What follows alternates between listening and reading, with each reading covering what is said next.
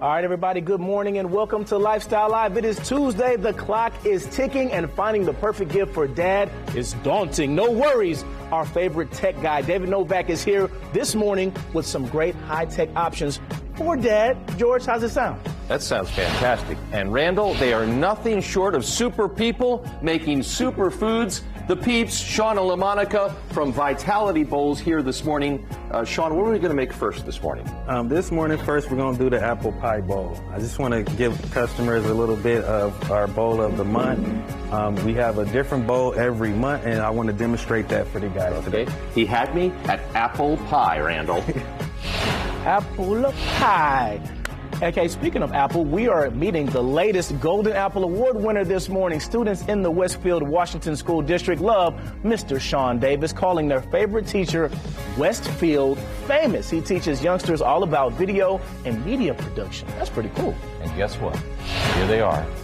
King and Country are coming to Gainbridge Fieldhouse next week as part of their A Drummer Boy Christmas tour. I caught up with Luke Smallbone, one of the Smallbone brothers, as their tour bus rambled through Baltimore. We're talking King and Country straight ahead on Lifestyle Live. All right. It was so funny. I was doing this interview, and then I realized that he's in a moving bus while I'm talking to him. Nice. So I asked him where he was. We had a whole... Just had a whole thing. Yeah. Got away from a whole interview. Right, exactly. But hey, you mentioned fun. yeah. Does that have anything to do with this lady sitting next to us? Robert Shaw here.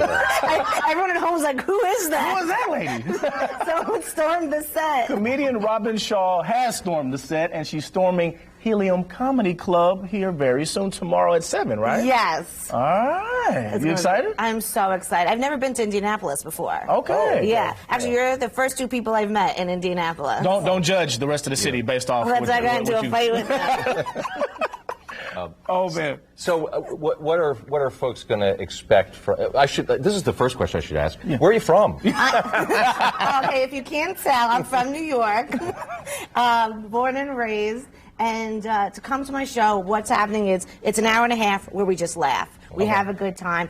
Everything goes away. Your problems, politics, things that are happening in the world. We leave that at the door, and we just, for an hour and a half, we laugh. And what I like is that you kind of get the crowd involved, too. Yeah. You like to pull people out and make sure they're part of the comedy. Yeah. I don't force anyone on stage. Right. So, like, if you come and you don't want to be on stage, that's not an issue.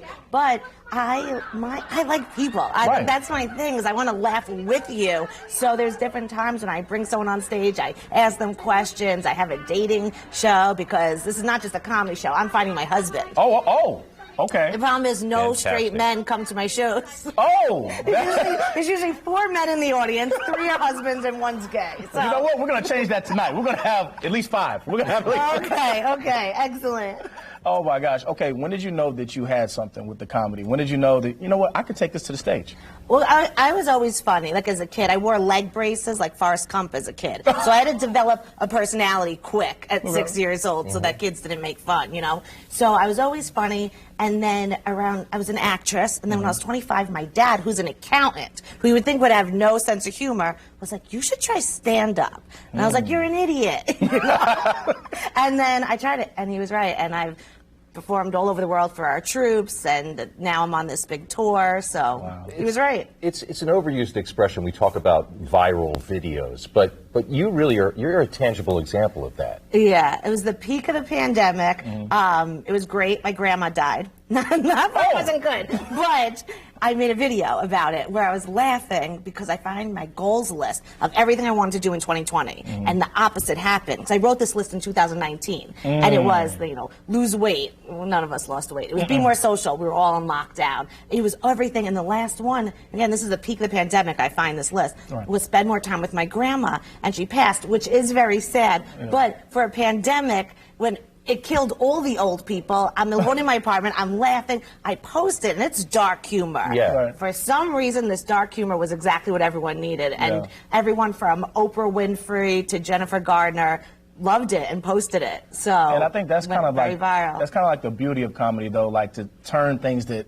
aren't so funny, into funny, so everybody can be like, okay, we needed that laugh. Yeah, you know? it's the things that hurt the most that are usually the funniest when you take a step back and you go, oh man, this stinks, but in 10 minutes it'll be funny, or in an hour it'll be funny. It's tragedy plus time is comedy. What have you learned now that you're on the stage, you're doing tours, as opposed to when you first started? You know, I think I always knew this, but comedy brings people together.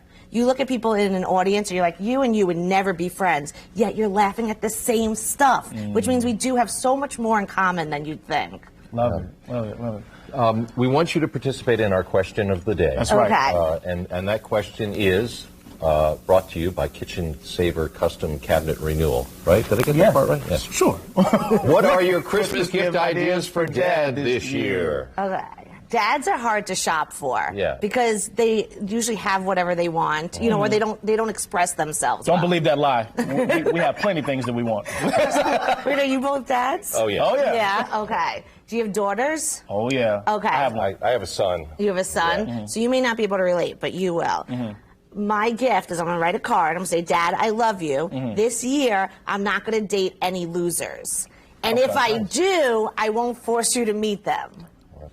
Like if you want to do, like, so I'm getting mine about 15 years in advance. Okay. Based on mine's 3. Oh, okay, yeah. But wouldn't you like that? For not to date any losers? Look, and then 15 years I can be like, nope, you promised. See, here it is, 2022. Yeah, but I can't keep to that promise though. That's the problem.